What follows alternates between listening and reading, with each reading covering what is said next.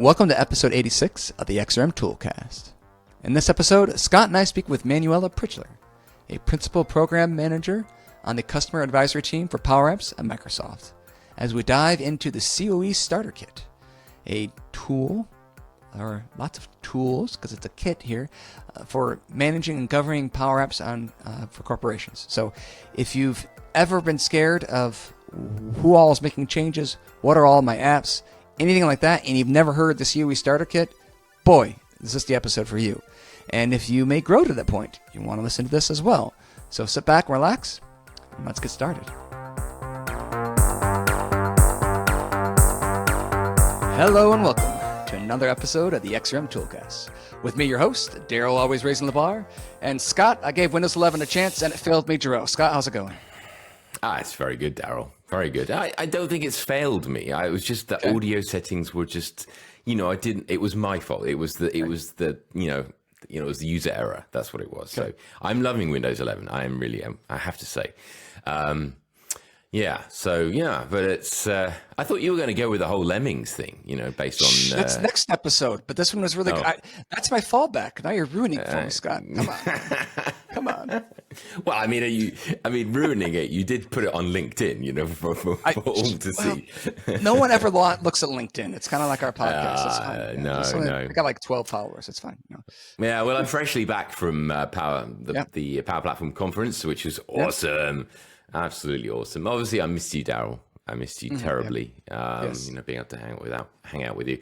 But it was a real buzz. Yeah, it's great. Yeah. Everyone was loving being back together.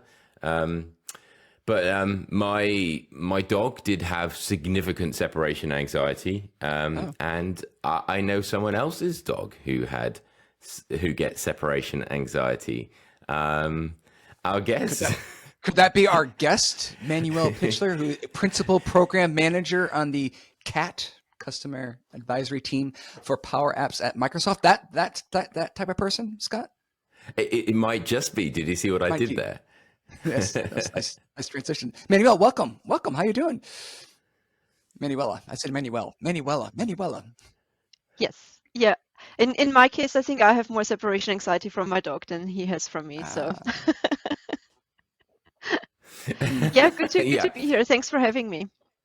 Yeah, it's awesome for you to be here, and it's awesome to dive into the CoE Center of Excellence. Does that mean that like people that are not quite your friend or just aren't excellent because you're in the center of the excellence? Is that how that works? Or I think it's more about spreading the excellence. Spreading the excellence. Spreading the excellence. Allowing it to grow. It's like ivy. Yeah. It just keeps on climbing over everything. So you have this beautiful excellence spread over everything. Until everyone is excellent. I like it. Yep. I like it. I mean, it's interesting being on the CAT team. Now that with you being a dog person, it sounds like. So I don't know if that's something you have to distinguish from time to time. But I do have. I just got 3 cats this summer. I've been married 16 years, never had an animal ever, and then we got 11 chickens and 3 cats this year. Nice. Don't know what. I have a cat as well, actually. Yes, it's been. Oh, you do. Okay, yeah, both. Okay, so do they play nice? Did they? No. Do they? No. Yeah, I know that. No, I know actually, what that's like. My dog lives downstairs and my cat lives upstairs, and they don't talk to each other and don't interact with each other. Yeah, they have a little Geneva cord where one doesn't go downstairs, one goes upstairs. Yeah. Well, she's 19, so she sleeps about 23.5 hours per day, and in the 30 minutes that she's awake, she eats. So I could deal with that lifestyle. Yeah.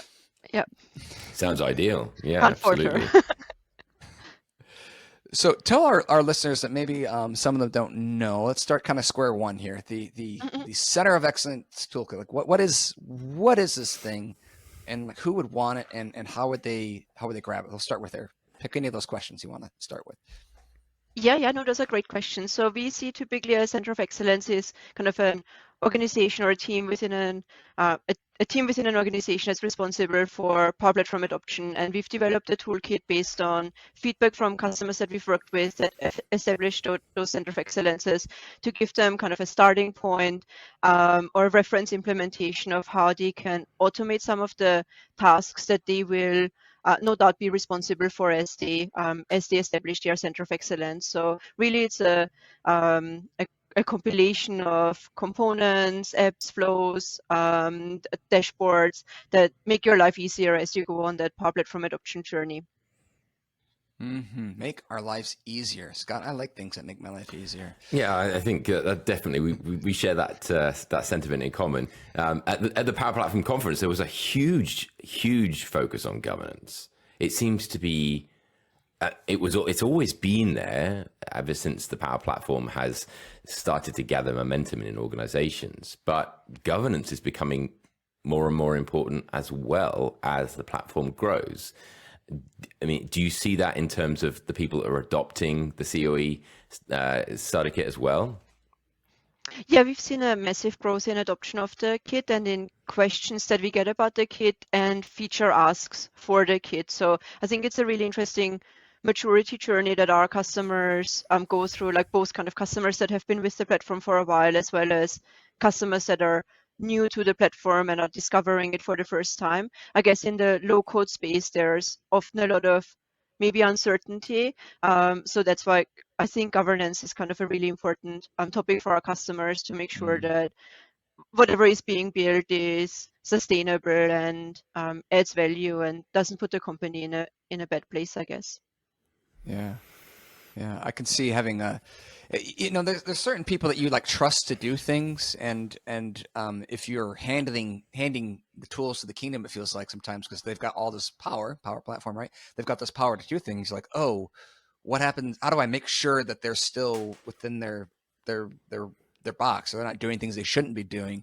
And the funny part, I feel like, is it's way better being in the platform than where it currently sits now on their desktop and then their emails and everything else. Like, I mean, you've got so little control over it in there normally than if something that was actually built. And yeah, they may struggle to pick it up or they may struggle to adopt it. But once they get through that little, it's not that big really. Once they get through that hump, now we can apply this level of governance help to ensure that everything's secure, that it's properly can be properly maintained, that we don't have some.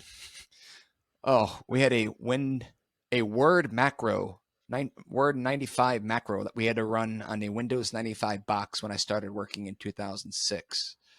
That was required in order to generate HTML from like some like word thing that they had. Like they had a separate computer set up for that, and like I don't know how many other companies have processes like that they like are like, I have to keep this up and running even though it's way past support because some weird thing handles it. And if you can get it on the platform, they update it for you. Sometimes maybe against your will, but they update it for you. That's a good thing. So that way you don't have to have those nights, right? Yeah. I think a lot of it is also about kind of that holistic overview, right? Like with those Word macros, Excel macros, as an IT department, you might not have kind of the overview of what exists in your company and what your company really runs on. Whereas with the Power Platform, you do have that overview. You can exactly see those are my apps, my flows, those are the makers, that's how often it's launched, that's when they last modified it, that's how many people it's shared with, and you can kind of identify like patterns of usage and proactively reach out if something is used very often that might indicate that something is a little bit more business important and offer like support processes around that. So yeah. So I'm the kit seems to, as you're saying, you've got a lot of feature requests that have been coming in over, and you've got this really awesome release cadence. You're releasing every month, is that right? Yeah, the first Wednesday of every month. Yeah, like clockwork. Yeah, and you get so much stuff into that release, and you've got the release notes. I mean, how do you do that? How do you prioritize things? How do you decide what gets in? How do you just get so much done in such a short amount of time as well? I mean, what's the secret there? Yeah, I think it comes down to prioritization. So obviously, if there's bugs and like no no software is perfect, so we prioritize fixing those. And then we do run office hours together with our monthly releases, and we often would run polls there to get kind of customer input on what features they would like us to implement. And basically, like everything that's in the kit, we have customers using it, so we wouldn't ever implement something that we don't think is kind of useful to customers. Everything is really based on real world customer examples where they have a specific need and where we think that a broader customer base can benefit from it.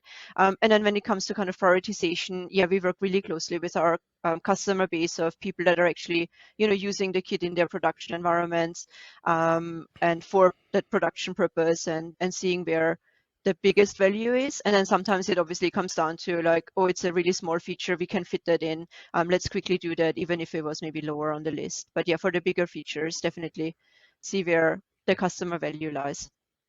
So working with customers, I think that's the thing that I'm hearing that really makes that difference. And if anybody who sees the CoE starter kit and wonders, is this something for me? The fact that you are working with these customers, you're working with people who've deployed it in production, you're getting people's feedback, you're responding to that, that should really give them that confidence that this is something that they're not going to have any challenges with it. It's not going to have any sort of problems when they install it. But what would be your advice to someone who doesn't have the CoE starter kit installed so far, in terms of, what's the easiest way in? What's the requirements for a start? What do you need to install it? And then how would you say is the easiest way to start using it in a production environment? Yeah, that's a great question. So it's really targeted at that central admin persona. So to install it, you have to be the Power Platform admin in the organization. So that's a role that you have, and that's required just for the kit to operate.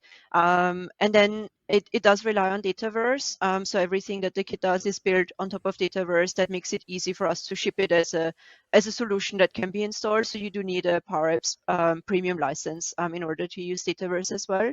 Those are kind of the primary prerequisites. And then you can get started, import our solution. We've got a lot of videos out there where we walk kind of through different components of the kit, and the documentation walks you through that as well. And I think because it has grown a lot since we've had it, it can be kind of overwhelming when you first look at it, but it's definitely not a all or nothing approach. Like you pick the components that you want to use, and make those work for you, and you don't have to use everything in the kit or everything at the beginning. Like a lot of customers start off with installing it, and then part of the kit is a Power BI dashboard that gives you an overview of everything that's going on in your tenant, usage, sharing, who are your top makers, what are the top connectors that are being used. And if you have existing adoption, that's a great starting point to just get really familiar with what's going on in your tenant, identify kind of your top makers, and maybe reach out to them. And if you're not connected with them yet, kind of get a feel for what they're using the platform for, where is it adding value for them, and then tailor your governance approach around what you already have in the tenant, where you want to go as an organization, and what your usage currently is. And that's like a really good starting point. And then as you develop your governance strategy, look at components in the kit that can complement that strategy. But like when it comes down to it, it is like tools can help you with the process, but they can't define it. Like you have to really, find out what Power Platform means for your organization. What are your goals? What's your strategy? And then look at the tooling to help you with the how to achieve those goals, maybe. Right. So you need an environment that's dedicated to the CoE starter kit. So you create an environment, you install the solution, then you'd say start with the Power BI dashboard to kind of get the metrics on, see what people are doing, and then decide on the key metrics that you want to change, perhaps, or the things that you want to monitor. What would you say is the most popular metric that people look at? And maybe if someone is installing it, what would you say is the most popular area to focus in on? Yeah, I think after you install it and once you looked at the usage, there's probably two metrics that we found customers really care a lot about because it makes decisions for them more difficult, and that's inactive applications. So things that have been created but aren't used anymore, and then things that have been created by a maker that has now left the organization, so abandoned objects. Both of those can make it really hard for an admin to be agile in their decision making. So if they're looking at updating data loss prevention policies, they would have to look at what's the impact of me changing the policy, and if there's a lot of inactive stuff that's being impacted, that can make it really difficult for them to, make those changes. So we do have processes that for inactive applications that ask the maker for approval to delete those applications, and then that kind of just keeps the tenant a little bit tidier, makes it obviously saves capacity or that goodness, but also makes it easier to tailor your strategy towards things that are actually used. And then I think a lot of admins, and I think that comes back to like the Word and Excel macros, are really worried about this thing that's used in production and the maker has disappeared. So the CoE kit kind of discovers that and involves the previous manager of that person to say, look, what do you want to do with it? Do you want to delete it? Do you want to take ownership? Do you have someone else on your team that can own that thing now, so that the admin has a person that they can, like a point of contact that they can reach out to when it comes to making decisions. So I think, yeah, it's inactivity, process, and abandoned objects that are typically the key metrics that customers look for. So Right. that Yeah. last one there, they it would help immensely then for people that currently feel like they need to know everything rather than having to know what everything is. They know about it and they know who to contact if there is an issue or who is watching, and so that way they don't have to know everything. They just can know who needs to know everything, like each little individual part of it. So that must be the bigger and bigger that, or the more prevalent, the more apps you get. I'm assuming that's a requirement, or else you can get into cases where you've got these things that no one knows what it is it being used, or that kind of stuff. So that's huge. Yeah. I think with a lot of like the processes obviously happen in the background, so the admin has to configure them. Like the admin decides what does inactive mean. Is it if it's not used in 3 months, if it's not used in 6 months? But once that's configured, there's no involvement from the admin to actually delete the things or reassign the things. It's all kind of like automated using cloud flows and the public from itself. So they can focus on more important decisions. That's always as a pro dev type of person. I always love platforms, and even the Dataverse platform or the model driven apps and Canvas apps. They take care of things that I don't have to worry about, so then I can focus on things that are more interesting. And that's true in every single role you can imagine across the company. Of, hey, if this is automated, I don't have to worry about it. And something else is, you don't have to go back and check, hey, do I need to delete this? Hey, I need to delete this. And you just set the policy and you're done and you move on with your day. Those are always wonderful things to be able to take advantage of. So, yeah, it's awesome. Yeah, it is. And I think the CoE starter kit for me does seem to be one of those things that, because it enables people to do a lot more with their job, because it frees up from all of the things that you maybe tied down, writing reports and things.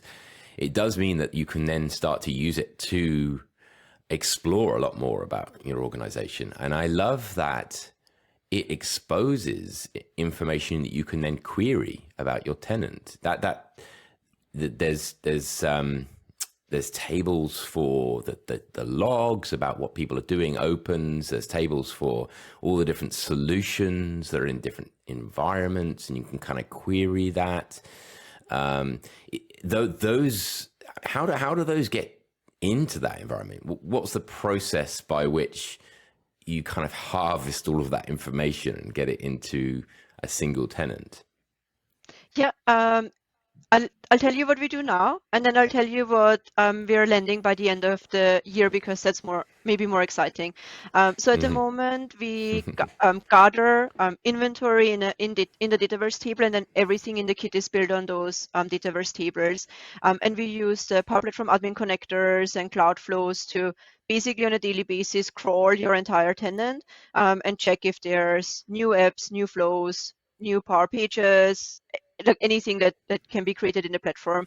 And then we write metadata about those objects to the tables, and then the processes and the dashboards that I've mentioned are built on top of that.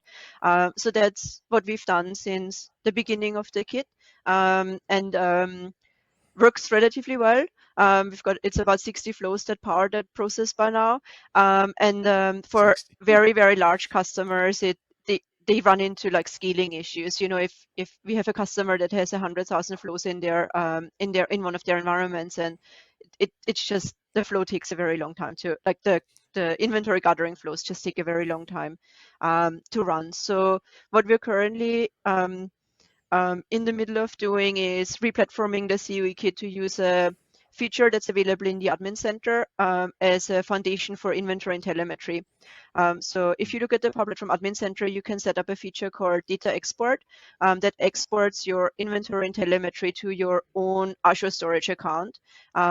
So Microsoft sends you, every day pumps you the files of your inventory and telemetry, and we're currently building the CoE kit on top of that, so you don't have to worry about all that inventory gathering anymore. It's just there, CoE kit on top of it, you're done. Or Wow, for a that's customer. gonna be Yeah. that sounds amazing, actually. So is that like just a feature that would just gonna come with a tenant? Is that Yeah, just gonna come with every tenant?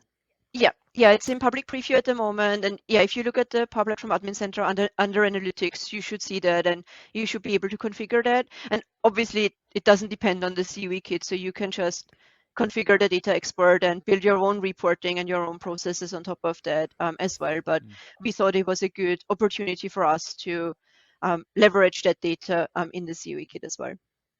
Yeah, definitely. And I bet they've used the CoE starter kit to sort of define the kind of things that they need to export. You must work hand in hand with the platform team to sort of decide on where the best direction to go.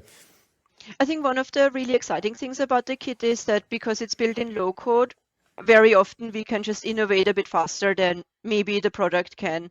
And maybe it doesn't obviously entirely depend on it being low code. It's also an open source project. We don't have a support team behind it. It's just kind of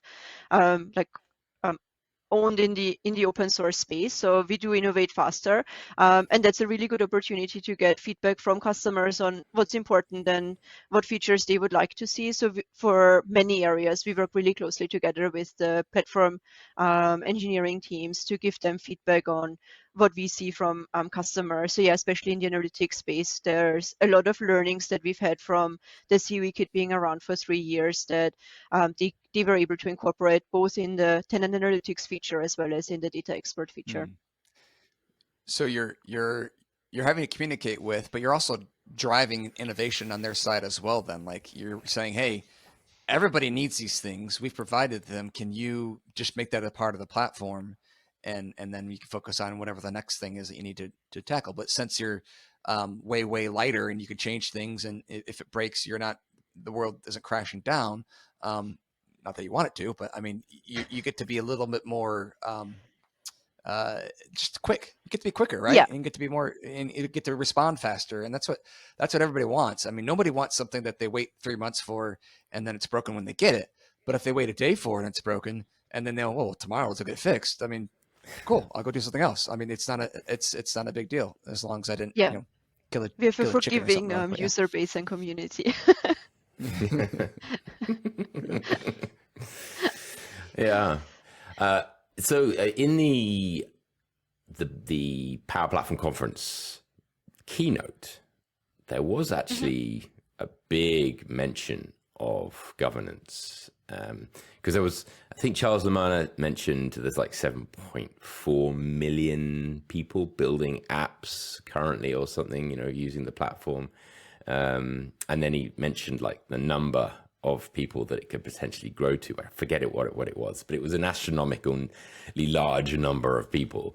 And you could almost see the whites of the eyes of the administrators in the room, and he immediately said, okay, well, we understand that you have to govern this. We understand that you can't just simply give the keys to the kingdom to everybody and then allow them to just go forth and build. So, in combination with things like DLP policies, all the things that you get out of on the platform in combination with the CoE starter kit, it did take center stage, which was awesome. But you also mentioned a new starter kit. Is that something that's a new kit that's come out? Is there something you could tell us about? A new kit on the block? Yes. Yeah. It's the A new kit the on the block. automation I like kit. it. We launched the automation kit into public preview at the conference. It's another part of the team that's responsible for developing that. And really what we've seen is that for Power Platform all up, you often have kind of a central team that owns the governance. But for some of those hyper automation scenarios, especially when it comes to RPA, it's typically very focused teams within the organization, often like deeply embedded into a business unit that own the governance almost independently, or almost independently for those automation scenarios. So that's why we thought it would make sense to have kind of a kit that's solely focused on those scenarios, where those teams obviously work kind of closely together and have to work closely together on the more central topics like maybe DLP policies, environments that they need. But when it comes to kind of like calculating ROI and deciding what to build and monitoring the value of what's being built, the teams should have to be able to function kind of autonomously and independently and not rely on that central team. Yeah, so those people that have got the CoE starter kit already installed, will this new kit become part of that eventually, or is it always just going to be an add-on that you just add into the same environment? We've definitely had a lot of kind of conversations internally about that, and I think the view we have at the moment is that they will be separate for now. I'm not saying that won't ever change, but at the moment, the CoE kit itself has a lot of prerequisites in terms of permissions, like with the kind of Power Platform admin permission needed, and I think we do want to enable customers to use the automation kit without those prerequisites kind of independently as well. So for now, they remain separate, and then we'll wait for customer feedback to guide our decision further. But I can install the automation kit into the same environment that I have the CoE kit installed, the starter kit installed. Is that right? Yes, you can. Yeah. We typically see it being installed separately just because those automation CoE teams have their own set of environments, but they can be installed. Yeah. Yeah. Okay. Okay. Nice. Awesome. Well, it's obviously a key part of every organization's strategy to have the ability to monitor what's going on. There was a lot of talk at the conference around encouraging makers and nurturing makers. Is there anything that you would say in the CoE starter kit that would be best used for that? I mean, what would be the way to encourage your makers and to aid them in what they're doing and nurture them going forwards? I think I'll talk a little bit about kind of the purpose of the kit as well there. I think from a maturity point of view, when we started with the kit, we saw a lot of need for that holistic overview. So we focused a lot on the Power BI dashboard. And then in the last year, we heard a lot of feedback about like governance flows and automating those processes. So we focused a lot of effort onto building those. We do have nurture components. They're maybe not as well built out as we would like them to be. We have a big backlog there, but I think it depends kind of on the maturity of the customers using those components for us to invest more there. But yeah, so I think the simplest one is what we have is a welcome email. You can configure that with your own message. And when a new maker builds an app or flow for the very first time, they get a welcome email that can guide them to your internal community, your, if you have a Power Platform hub or resources that they can leverage. It's a really easy way to immediately tell a maker that, hey, we saw that you're building a Power App. We think that's really, really good. Here are some resources to help you get started. So that's kind of one of the probably most like the simplest component when it comes to nurturing there. So it's kind of like two things then. It's two things. And the first thing is lets them know that you're there. But two, it's kind of like the red pill, and it introduces them to this whole new world. You just created something. You may not know what you're doing. Look at all this stuff we got. Like that's kind of cool.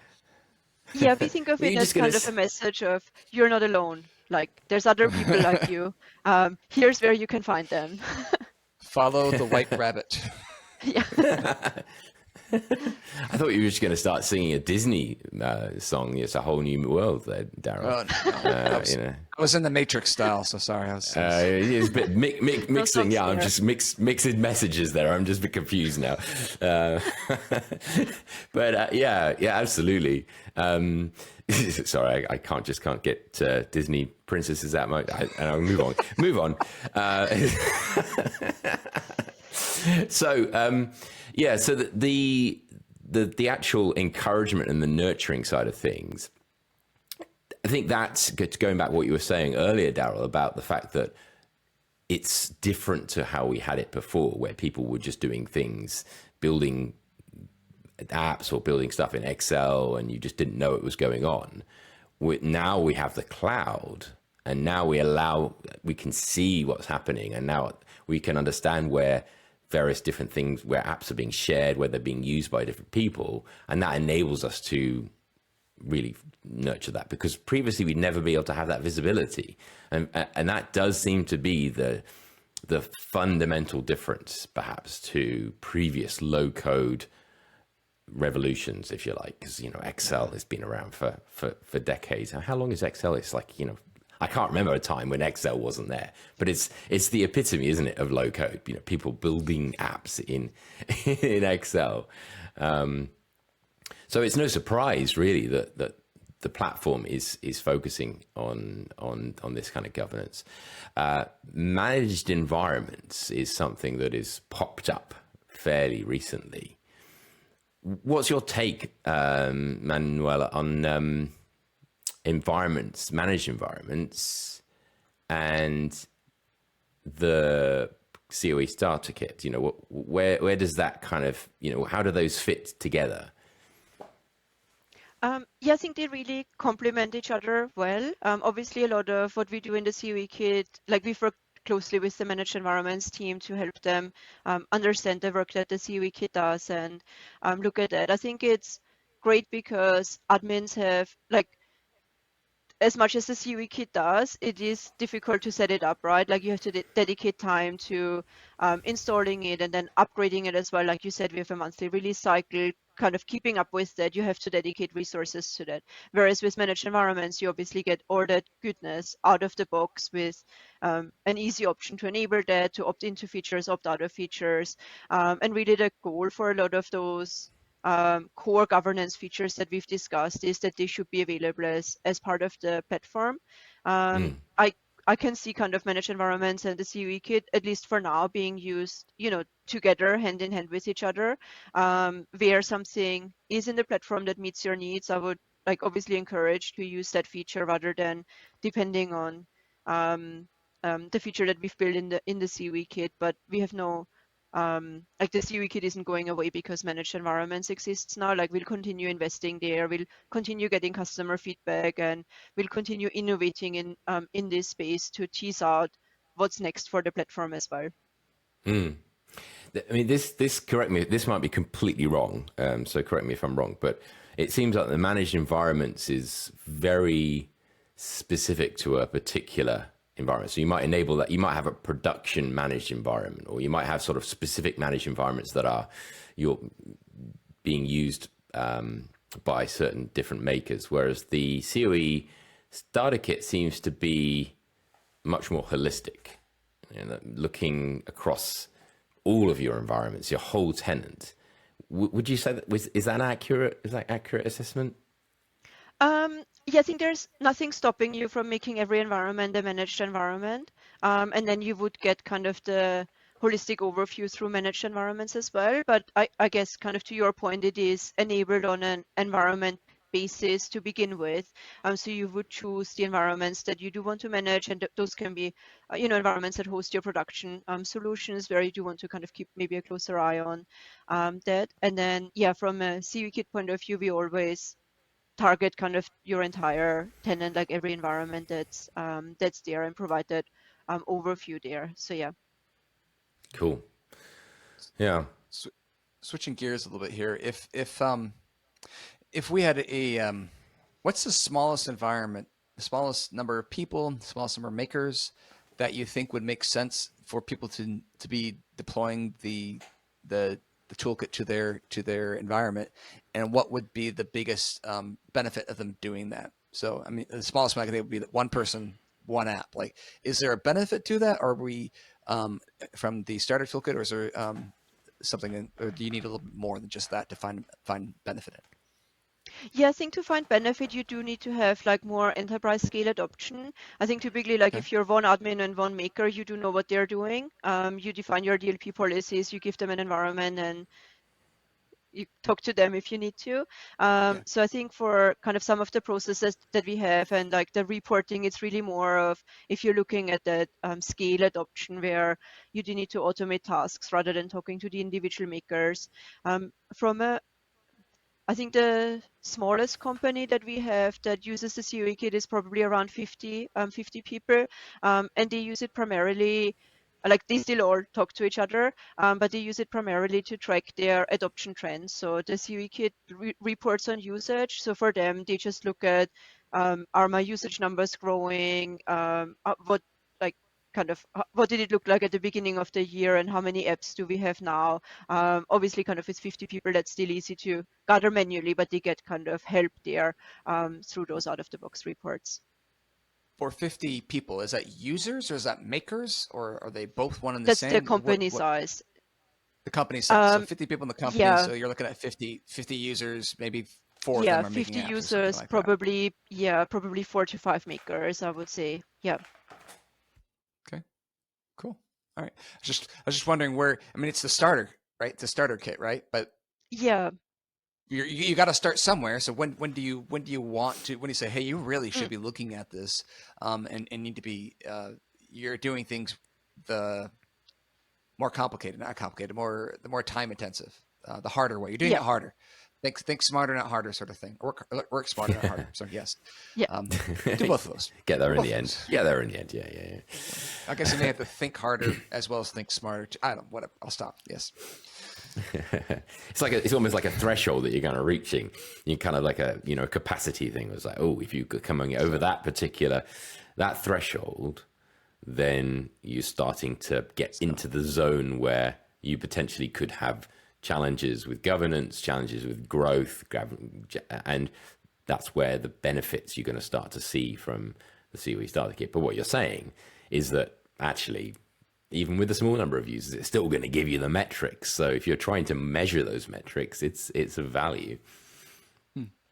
So, Manuela, I don't know if you've listened to the show before, but one of our things we seem to do is we invite people like yourself that are willing to give your time, your energy, your skills, your experience, and share it with us. And incredibly gracious. And then we give you homework, things that we want you to do for us. So here's one that just popped in my head. So you have the email that goes to someone that's a brand new maker. Maybe at the Microsoft level, the platform level, you need to send out an email to the system admin once they get a certain number of apps or a certain number of users that says, hey, you should go look at the starter kit because you're probably doing things in the less efficient. So that's thinking smarter and harder. You know what I mean? Yeah, that's a great idea. Encourage more people to install the kit, definitely. Yes. Yes. Well, after people listen to this podcast, because we have such a massive viewership and listenership, you should see a massive spike in the number of people installing We do it. track that, so I'll look out for that. Yeah, like 12, perhaps. Yeah. Hey, the next release is coming out next week, so.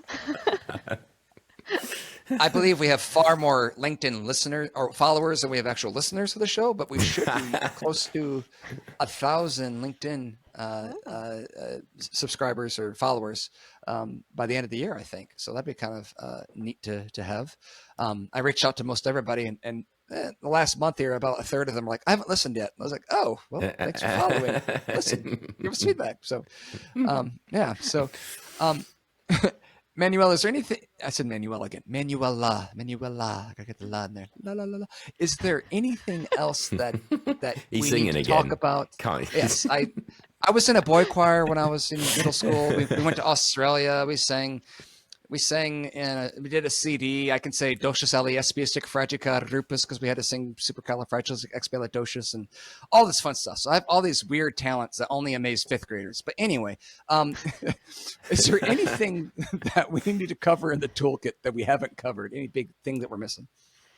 Well, not in the toolkit, but in this podcast, I think it's missing a Disney song, maybe karaoke kind of style. Yeah. Yes, I'm sure they're all copyrighted, and we probably can't use any. But Yeah. maybe I'll hum one with a poorly, and it'll slide through. With a bouncing ball across off the bottom, so we can all sing along. Yeah. I think that would be great. Yeah.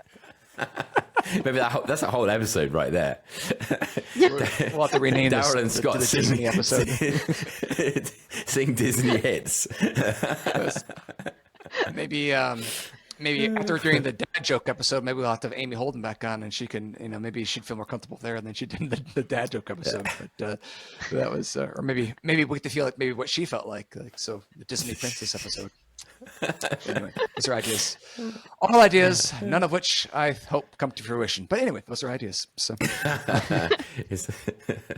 it certainly would be a memorable episode. Yeah. But this has been a really memorable episode.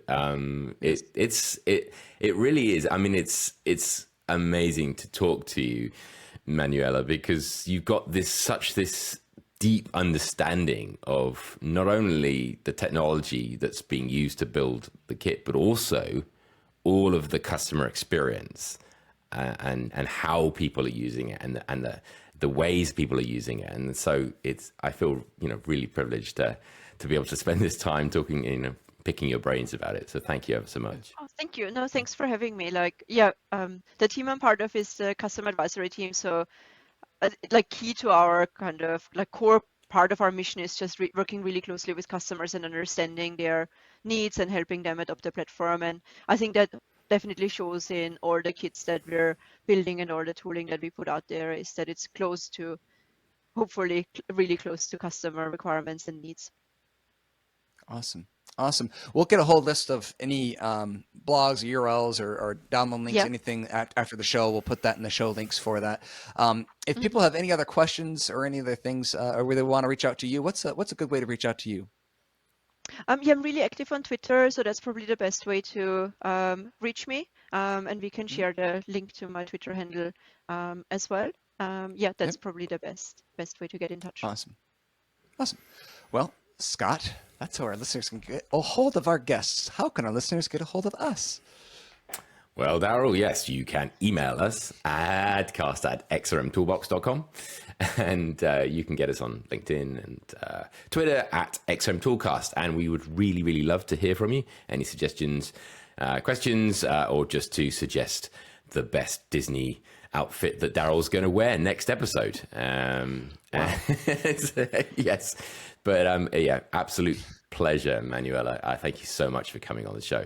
Really, really has been great listening to you and getting all of your viewpoints on things. And I really look forward to seeing what's next.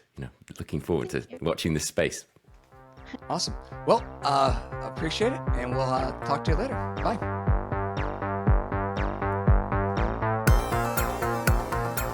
This has been the XRM Toolcast with Daryl Labar and Scott Durrell.